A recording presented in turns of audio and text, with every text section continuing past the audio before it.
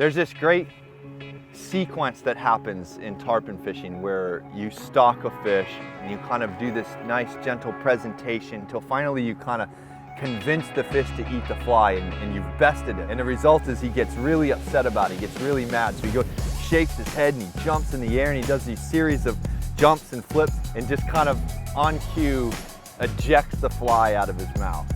That's the best part about tarpon fishing for me is witnessing the fish win. And my name's Will Benson.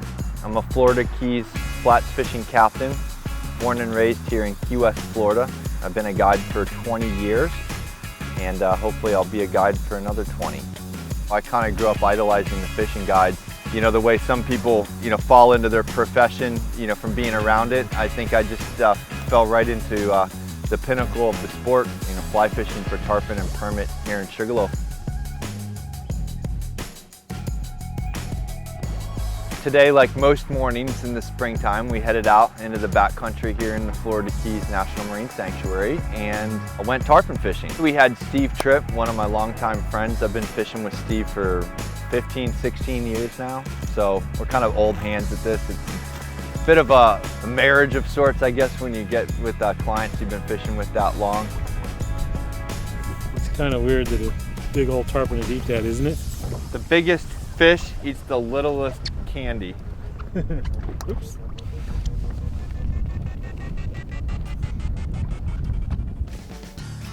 Guiding in the Florida Keys, I think, is, it's a dream job, certainly a dream job of mine. You get to be outside every single day, hanging out with your, buddies and friends, pursuing these fish in one of the greatest places on earth. It's a joy, a blessing to be a guide down here. When you think about the fact that a guy can come out here on the water and he can go catch and release fly fishing for tarpon bonefish and permit and pay the mortgage and pay all the bills and put 2 kids through school here in the Florida Keys with a sustainable industry, I think it's in the sanctuary's interest to make sure that that stays the case.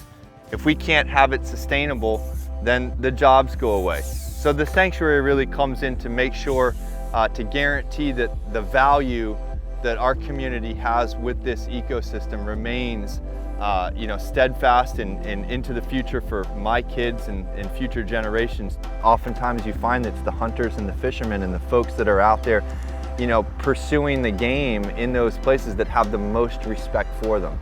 And I can absolutely say 100% without a doubt that that is the case here in the National Marine Sanctuary in the Florida Keys. Now, 2017 was undoubtedly a hard year for the Florida Keys. But with dedicated, resilient, and passionate people like Will investing their time and their passion and their energy, the Keys have already started bouncing back.